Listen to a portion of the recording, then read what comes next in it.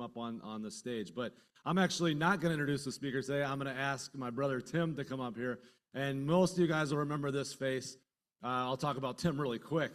Tim was one of the original, I'd say, 5 or 6 men that started this group back in 2017 when we met over at the Breadbasket. So I know it's a huge blessing to him to look out over this crowd and see what started as just 5 men wanting to become better husbands, fathers, and leaders.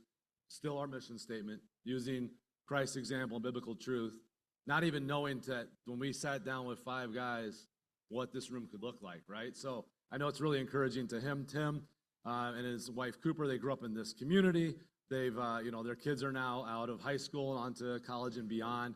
So he's just been incredibly influential to me as a mentor, as somebody that's been through the trenches, as a father, as an amazing father. All his kids have at some point, worked for me. Max babysat for me. So I just look up to him. So it's awesome. One, just I want to say thank you for our friendship. And then 2, as we have a lot of you men, you'll say, hey, I have a guy that'd be an incredible speaker. And Tim brought that to me. He's like, I have a friend, a guy that I served with in our country. That's another aspect he'll touch on this idea of service. And so Tim said, I serve with this guy. He would be an incredible speaker for your group. So I'm not going to steal the thunder. I'm going to have Tim introduce our speaker this week, but just want to say thank you to you for bringing our speaker and for your friendship, brother. Hey, so I realize this group here needs to get out of here by 7 o'clock. This isn't about me at all. This is about Trey Ardese. I'm going to give you a little bit of a background on Trey and how we met. We met about 35 years ago. We joined the Marine Corps together. We flew F-18s together. I quit. I went and became an airline pilot. He stayed in, continued to serve our country, has had multiple combat deployments. He's an international arms dealer now. Has done some really cool stuff with 3-letter agencies, which I don't even know about and can't talk about.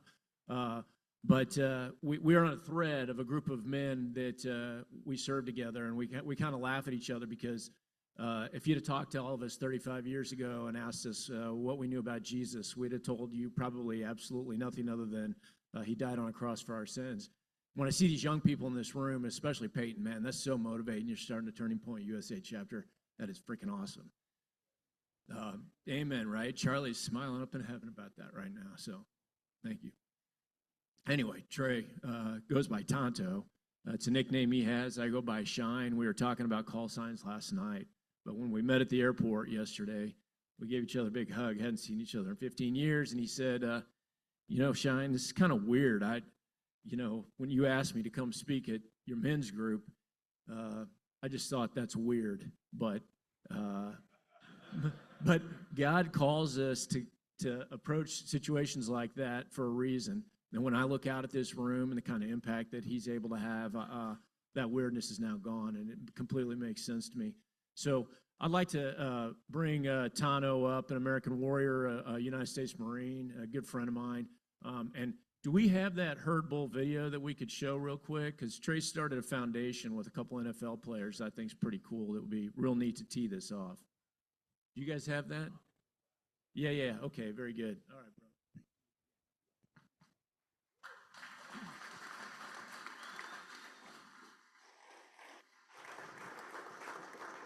It's getting a little warm in here, so I usually wear a jacket, but I see that we can be real in here and just be men. Uh-oh.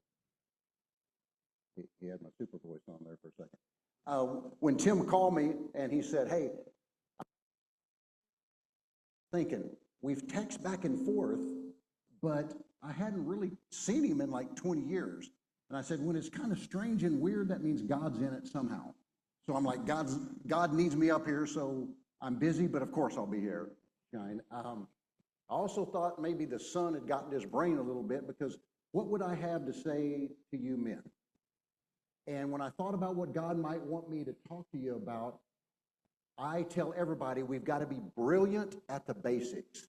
Everybody wants to have all of these intricate plans, and they have all these grandiose ideas, but if we can just be brilliant at the basics, love God, love people, love our families, and lead them, it'll take care of itself. I love that video of that second gentleman. He's like, everybody has all these opinions, and everybody's out there standing up for what's right in their living room, and their kids are in the back learning from TikTok. I heard a good one the other day that said, why are we surprised when we send our kids to Caesar and they come back as Romans? One more time. Why are we surprised when we send our kids to Caesar and they come back as Romans? It is our job as men to lead our families. If something's going on in your family you do not like, you're either allowing it to happen or you're encouraging it to happen. You say, hey, it's not my fault. It is your fault. God put you in charge. So you're either allowing it to happen or you're encouraging it to happen. So the world's a different place, Shines, than when we started Marine Corps 35 years ago. I tell everybody, I did 26 years in the Marine Corps, and they were dog years. Who knows what dog years are? Yes, sir. Everyone is 7. So they were, in fact, dog years.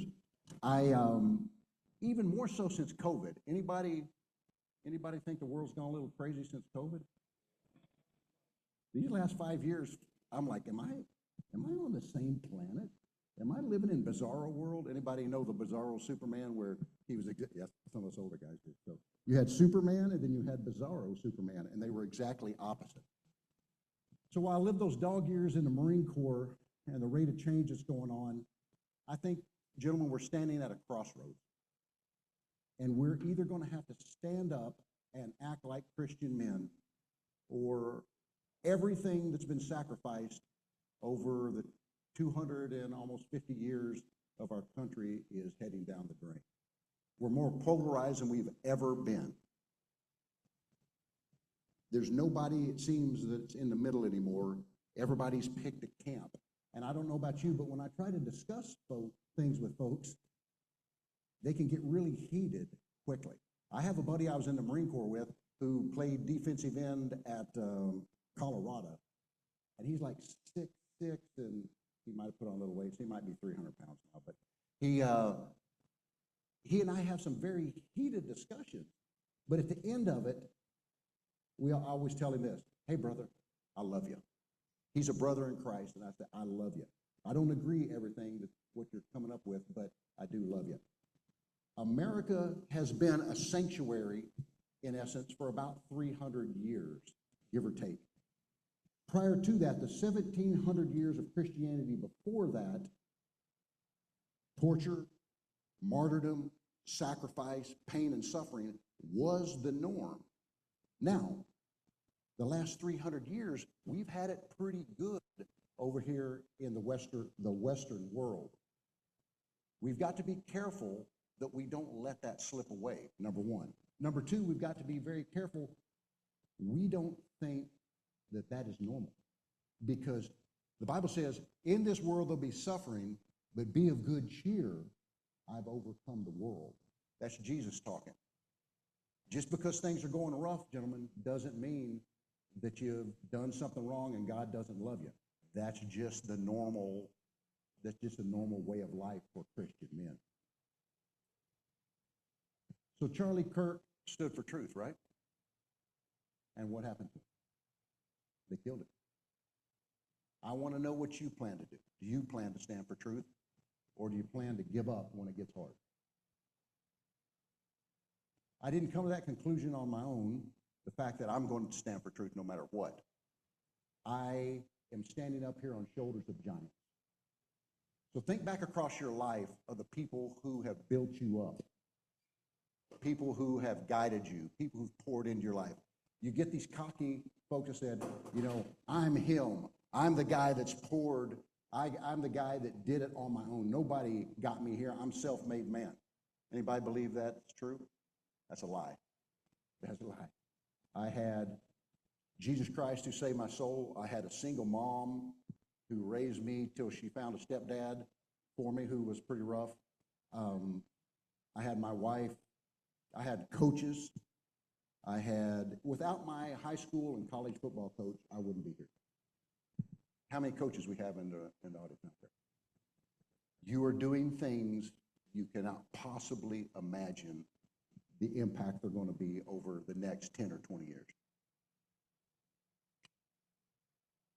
Can't think about it too much, I get choked up.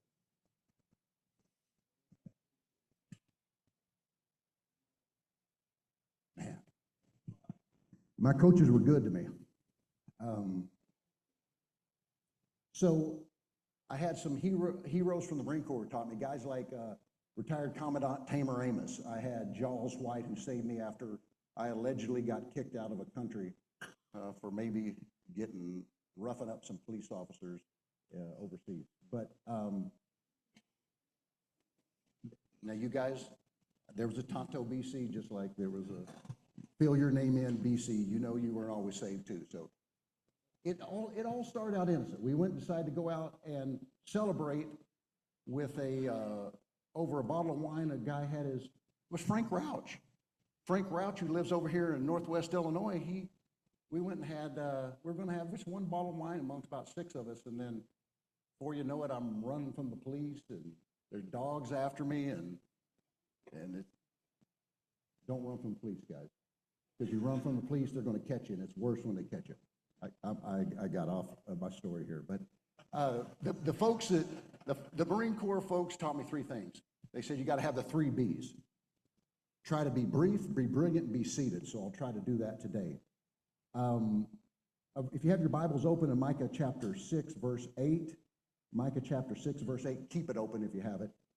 And this is my life verse. He showed thee, O man, what is good, and what does the Lord require of thee? To do justice, to love mercy, and to walk humbly with you. Justice, mercy, and humility. That's the things I'd like to talk about today. Because as a man, as a husband, and a father, without being just, without being merciful, and without being humble, you're never going to be successful. The first one, justice, to do justly. That's to do the right thing when nobody else is watching. You're only as good as you are when nobody else is watching you. If somebody's got to ride you to get something done, you're not any good. You're just reactionary. Doing the right thing is its own reward also. Discipline equals freedom, folks. Discipline equals freedom. If you're not disciplined, you're not free. You will flip-flop back and forth at the whims of the flesh, the world, and the devil. If somebody's going to lie, cheat, or steal that's in your inner circle, you need to separate from them. 1 Corinthians chapter 15, verse 33 says, do not be deceived, bad company ruins good morals. Bad company ruins good morals. There may be somebody in your life that you need to take a step back from before they pull you down with them. It takes courage to stand up for what's right in this world, folks. We're talking about doing right, to do justly. For you fathers, treat all your children the same. You do not discipline them the same, but you love them the same. Anybody know some folks that play favorites with their kids? Anybody know those folks? It destroys the children. I'm a leadership coach. I do international business. I do international speaking. And most of the folks I coach, their fathers or their mothers play favorites with another kid in their family. And they're like, I did not feel loved. I'm like, get over it, brother. You're 35 years old. You know, you catch a gear, you know, push the clutch in, downshift, and get on the gas because you're 35. Let's get over it. But these hurts are real. You cannot treat your kids differently. You ask I have a oldest daughter and I have 4 sons. If you ask them who my favorite daughter is, they'll say Amanda. If you ask them who my favorite son is, they'll say all of us, because everybody got a fair shake at our house. We're talking about doing the right thing when nobody else is watching. Is there a pet sin in your life that is not getting you where you want to go? Think about it for a second. Is there a pet sin? One that we kind of keep around, it's our buddy, we pat him on the head every once in a while, then we hide him when our buddies come around, and then we pull him back out when nobody's around and pet him. There's a story about a kid overseas, I believe it was in Singapore, but I'm not sure, at a zoo. The tiger was in the cage. Well, later they couldn't figure out. The tiger got out of the cage there near the... They couldn't figure out until they saw shoe down inside the tiger's encampment down there. What they figured out was his buddy was holding him over and got superhuman strength because he was being teased so much. The tiger jumps up and does a muscle up over beside him. They try to pull the kid up. A shoe falls in there. They both take off running, and the kid who was hanging over got eaten. Good rule right there. You don't have to outrun the tiger. You just have to outrun your friend. But the moral of this story is that little pet sin that we're playing with and teasing us, playing around with, might be the one that actually ends up eating you in the long run. We're going to have to stand for truth. Doing right's going to cost you something. Could I get the first picture, please? We're talking about doing right. So this is one of the giants I'm up here standing on the shoulders. This is Garrett Tubes Lawton. He was in Afghanistan with MARSOC. So I went and did some Special Forces time as a forward air controller, and he saw what it did, and he decided he wanted to do it too. He was one of my protege. He was wounded in July of '07, and while he was trying to pull a Special Forces guy out of a burning vehicle had been RPG'd. So he was burned, and he could have gone home, and he probably should have gone home.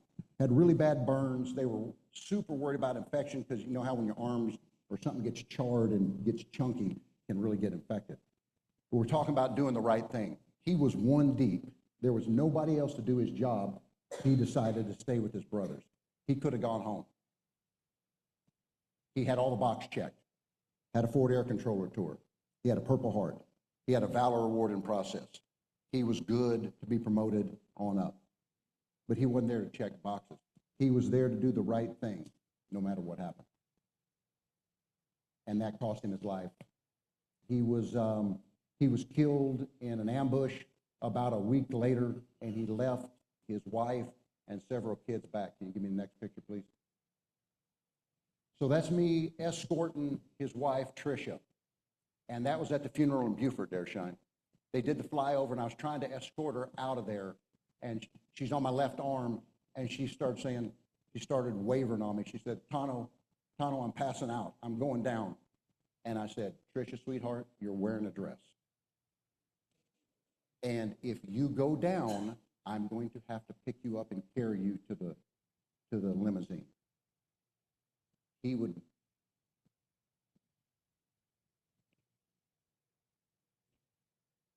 Tubes would want you to make it to the limo. And she goes, took a deep breath, walked onto the limousine. That was one of the hardest days of my life. Had some hard days. We've all had some hard days. That's about number 6. Hardest day of my life was when I gave my mother's eulogy. Second hardest day of my life was when I preached my father's funeral. Third hardest day of my life is when I gave the eulogy of my father-in-law. And fourth hardest day of my life was when I gave the eulogy of my aunt, who was like my mom. Doing right's going to cost you something. Be ready for that. Next thing, he's shown thee, O man, what is good and what does the Lord require thee? To do justly, to love mercy. We're talking about mercy. One more. Next picture, please. Leave that one up for a little while. We're talking about mercy. To show thee, O man, what is good and what does the Lord require thee? To do justice, to love mercy. The giants of my life also taught me mercy. And I know what you're saying. Trey, you're getting old and soft out there, and you're about to cry in front of us here up on this stage, but you got to be merciful. Mercy's not getting what you deserve. So you get stopped by a police officer, you don't get a ticket, that's mercy. Mercy's allowing those around you to make mistakes and not always having to be right. Mercy's remembering you were 17 years old one time. Anybody remember what it's like to be 17? How old are you, Hoss? 17. So when I was 17, I was the smartest man in the world. I had it all figured out. You couldn't tell me anything. And I've been getting dumber ever since. I had it all figured out. I don't know what happened over the last 30 years or so, but they get stupider. Mercy's not saying I told you so, even when you told them so. Mercy's not crushing your wife when she crashes your car for the 4th time. See, what we forget, men, is that we mess up too. Might be not as noticeable, but we're jacking up too. He's shown the old man what is good and what's the Lord require there be, to do justly, to love mercy. To err is human, to forgive is divine. I have a good buddy. Can you go to the next picture, please?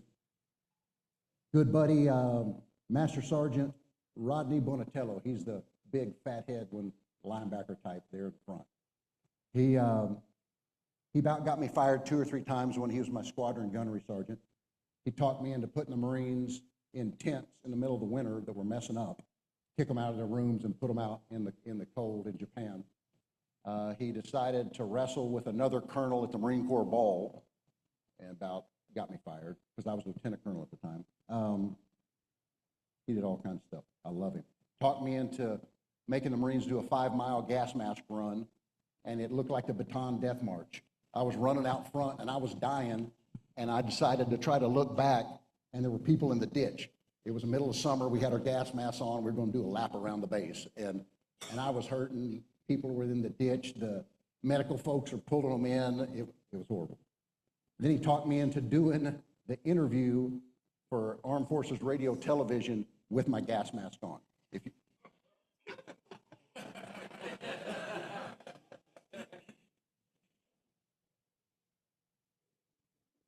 kind of funny, actually, but anyway, he, after he retired, we became good friends. He became a coach, went back to his alma mater, became a coach, and he was loving those boys. He and I coached my little league football team for my kids together. He coached offense, I coached defense. We're talking about mercy. Luke 6:36 says, "Be merciful, even as your Father is merciful." Mercy is part of being a man. Doing the right thing, but being merciful when people mess up. Rodney was on a picnic with his family right there, and been in Bandera, Texas, down there by San Antonio. It rained, and for those who know South Texas, it rains like crazy there, and then it won't rain forever. And then when it rains, it floods, and this river was flooding, and this 15-year-old girl decides to go out try to wade out across this dam like this in the rushing water. You guys see what's going to happen, right? She gets sucked off of the dam down into this eddy that's spinning. So here comes her boyfriend, same age as when I was the smartest man on earth, at 17. He goes and dives in to save her. What do you think happens now? They're both stuck in the eddy. Rodney was one of our swim instructors. He stands up and he looks around for an ice chest, a life preserver, a limb, something. This park was pristine. There was nothing on the ground. He called had his wife call 911, and he started to walk, and his wife, Lisa, there in the back said, "Rodney, don't go." He said, "I have to." He dives in, grabs the 15-year-old girl in the life-saving choke, side strokes, gets her out of there, gets her up on a rock in the river, goes back in for the boy. The boy, well, young man, is about 220, 230. He's too big. He can't get him out of the whirlpool eddy. He was too heavy. We're talking about mercy. He stayed with him about 10, 15 minutes there, treading water, keeping him afloat. He could have saved himself at any time. He could have swam out of there anytime he wanted to, left the young man to drown, but he would not leave him. That's what Jesus did for us, folks. He could have come off that cross at any time. It wasn't the nails that held him up there. It was his love for you that held him on the cross. If you were the only person that ever lived, he still would have had to die. Rodney stayed with him. And he knew if he could just hang on, Shine, long enough, the Calvary was going to arrive. If he could just hang on long enough. And his wife, Lisa, tells a story like this. She said, "Tonto, I was there. I could tell he was getting tired. It had been so long. He'd been holding this boy up." He said, "He looked at me and smiled. and he did some kind of crazy dolphin flutter kick and shoved him up on a rock. And she said, then he went under. She said, I wish he was here with me, but he knew what he had to do. He drowned that day. Mercy is not getting what you deserve. Those kids deserve to die that day, and both of them are alive today because of him. He drowned. Next picture, please. There he is at the memorial. His boys are grown up. That's just not too long ago. When I told my sons that, they called him Gunny B, they said, when I told him he drowned and told him what happened, my 26-year-old said this at the time. He said, it's good that that happened. And I said, what do you mean? He said, he couldn't have lived with himself if he let those kids drown. How do you want to be remembered, folks? You've shown the old man what is good and what is the Lord require thee, to do justice, to love mercy, and finally to walk humbly with your God. Humility is the opposite of pride, folks. Humility, pride makes everybody else your enemy that's ever lived. Anybody ever been around somebody who's all thumbs? Because it's all about them? Those are prideful kind of guys? Prideful. See, pride gets old. It has some catastrophic falls. You can't take advice. You can't admit when you're wrong, and they're terrible teammates.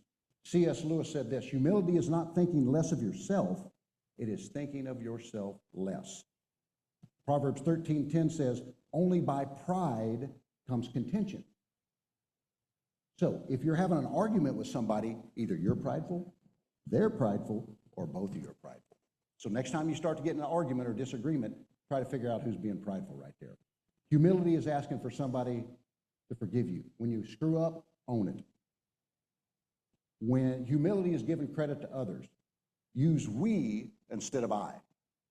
When things get messed up, it's my fault. When things go right, it's my team's credit.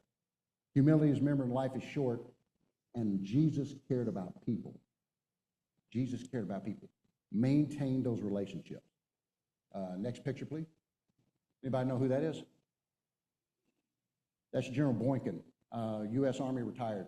Phenomenal human being. He has a book called, I have to get back here. I'm getting old timers. He was one of the founding members of Delta Force. You can see all his ribbons and all his tabs and stuff there.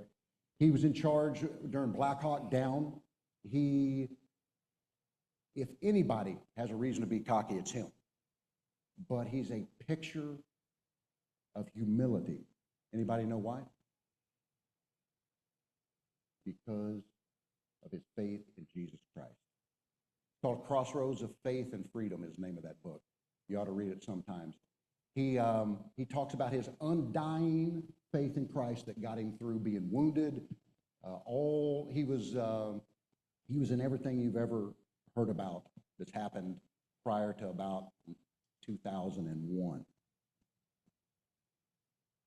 Tim, you know, if you got to tell your own stories, they're not good enough. If your stories are good enough, you'll hear them come back around. But I'll tell you one today in closing. So when I was a major, I got called on a Tuesday, and the next Tuesday I was in Iraq with JSOC. Anybody familiar with JSOC? Joint Special Operations Command. They're all the spooky folks. I got a call. My wife's like, what do you mean you're deploying? I'm like, I'm deploying day after tomorrow, I guess. She's like, what do you mean? I'm like, I don't know. They said they're coming to get me. So they flew down a little airplane. They picked me up in civilian clothes. They flew me away, brought me back with all my gear. I shot my weapon all weekend, and I deployed on Sunday. And I was in Iraq fighting on Tuesday. I was working for some junior folks, meaning I was senior in rank. The only person that was senior to me in this organization was the actual boss. I had tons of E8s and E9s and junior officers, but they were the experts. James 4:10 says, humble yourself in the sight of the Lord, and he shall lift you up. Humility is asking for help when you need it. These senior enlisted folks took me under their wings, and they taught me a crash course in special operations. We killed tons of terrorists. Some names you might know. I can't talk about it. They might still be looking for me. We lived a real-life action movie for 100 days. I was with guys who had the Congressional Medal of Honor, Silver Star, Bronze Stars, Navy Crosses, Army Crosses, Big Jack, Slab, Dusty, Wemo, Croc, and I learned this from them. Humility is listening to the experts, no matter what their position in the organization is. Inside your organization, there are people who are experts that can teach you something. We laughed, we cried, we bled together. I got wounded on the 1st of July 2006 and promoted lieutenant colonel on the same day. And that's another story for another time. If you'll have me back, I have a great picture of standing there in a set of Bounty quicker picker upper boxers, because I'd cut a deal with the surgeon not to cut my clothes off before he put me under. And guess what he did when he put me under? Stripped me down naked, cut me naked. And then now I'm flying around in a helicopter with a pair of boxers on, no rifle, no pistol, nothing. I was pretty paranoid by this point. I'd been fighting all night, and that's a whole other story for another time. But the greatest compliment I ever received, it was from an E8 JSOC operator, and I was leaving on my second deployment. I was going around and talk to the comm guys, communication, because remember, I'm an analog man in a digital world. These guys back here saved my life with these pictures up here. And I was saying goodbye to one of the comm guys, and he goes, "Hey, sir, it's been great serving with you. Great serving with you, too." And this E8 I was talking to does this. He's like, "Tonto, who's he talking to?" I go, I was talking to Elliot. He goes, "Why do he call you sir?" I said, "Because I'm an officer, brother." He goes, "You're an officer?" I'm like, "Yes, I'm an officer." "In what service?" I said, "In the Marine Corps." He goes, "What?" He goes, "I thought you were a master sergeant, or I thought you were a gunny in MARSOC or something." He goes, "No." I said, he goes, "What rank are you?" I said, "I'm a lieutenant colonel." He goes, "Oh, Lord." He goes, You've seen all the insides of the way we do stuff." I'm like, "Yeah, brother." He goes, "If I knew you were a Marine officer, I never would have trusted you." And it's like I'd crushed this man's world. And I called him by his name, and I said, "I'll count that as one of my life's greatest compliments, that you thought I was a master sergeant." The takeaway is, be humble enough that your title doesn't matter. Your proficiency, your capability, and your character does all the talking. We're talking about justice, mercy, and humility, men. Micah 6:8 says, "He's shown the old man what is good, and what does the Lord require thee? To do justice, to love mercy, and to walk humbly with our God." That was on Charlie Kirk's desk, that verse. What are you willing to stand for, guys? What are you willing to stand for? This country's going down the tubes because Christian men won't stand up and lead like we need to.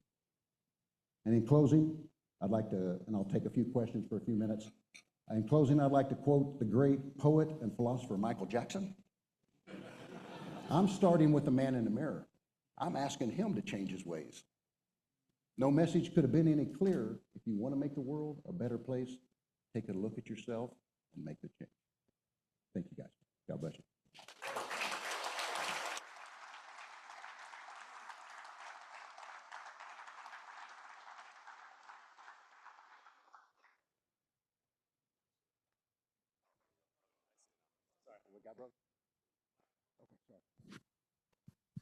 All right, here we good. Thank you, brother. Thank you so much for blessing. Stay up here. We have a time for about 5 minutes before we do our closing prayer. Micah 6:8. "He's shown the old man what is good, and what does the Lord require thee? To do justice, to love mercy, and to walk humbly with your God." That's going to be on my tombstone.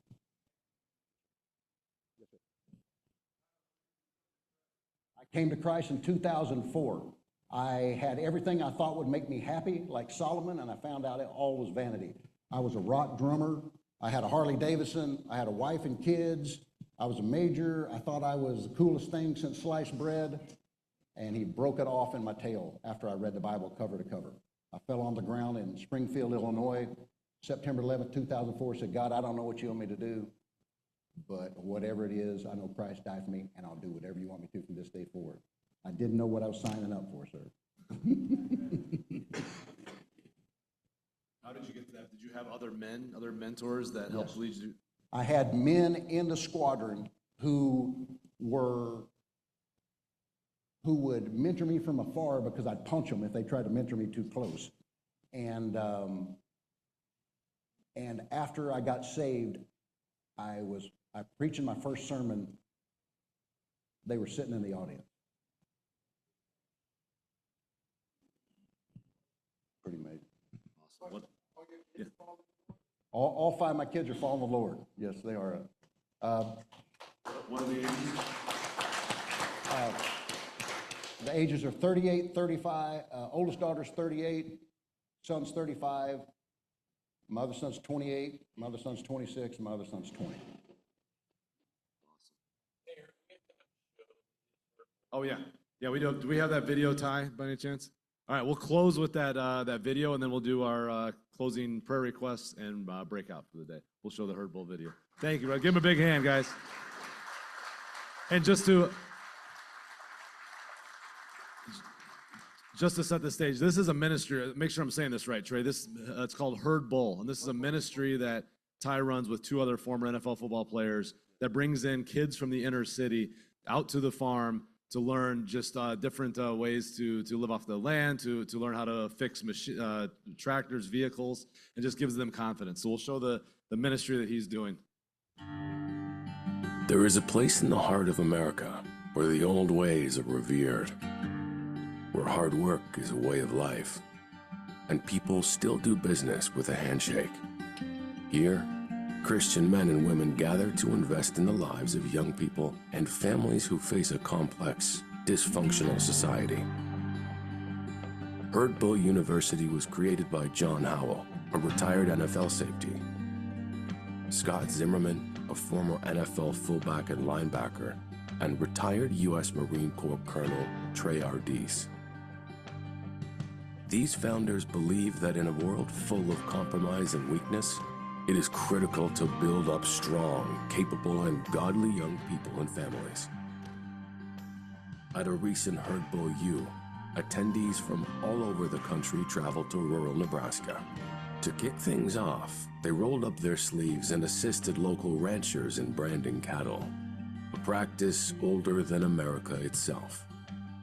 I think it's perfect for kids to get in on it, just to see what it's about. Ranching's a whole different lifestyle, and there ain't a lot of people left that's doing it, and it's nice to get new faces out here and see what goes on, because it's kind of a dying lifestyle.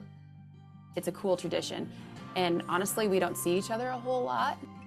Branding is time to get together, do some work, obviously, but then afterwards eat, have fun, and you just kind of teach like the younger generation as they grow up how to ride, how to work, good work ethic, and how to ranch.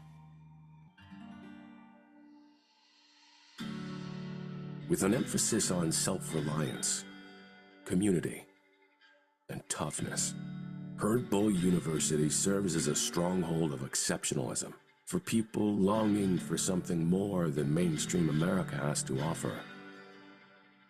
I had to answer the call and had to come be a part of the community, come be a part of the brotherhood, and break bread and spend time with the people that I love the most. Outside of my blood relatives, they're here at Herd Bull today. I mean, people that come here come from all walks of life.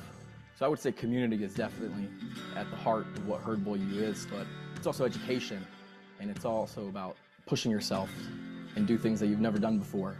I remember when I was at Herd Bull U 3 years ago, that was the first time that I shot a gun. I'd never shot a gun before.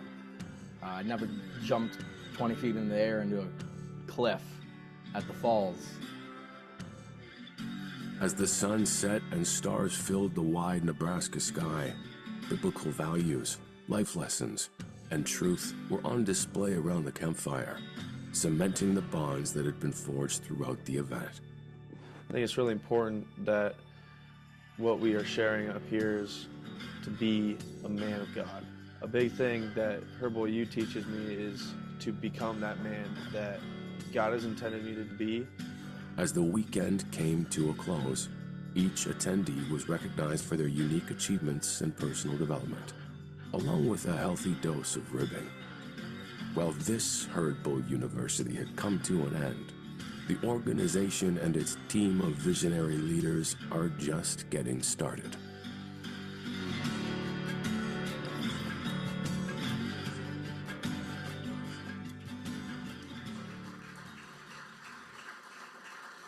Yeah, one of the things I said to Trey when I first met him today, after watching that video before, like, man, how cool it'd be to get a group of guys from here to go out there to partner with some of the kids, the inner city kids, whatever they're bringing out there, and to lead them through a session like this. So, the wheels are already spinning there, and we'll touch base on that soon. Let's do our closing prayer request and get you guys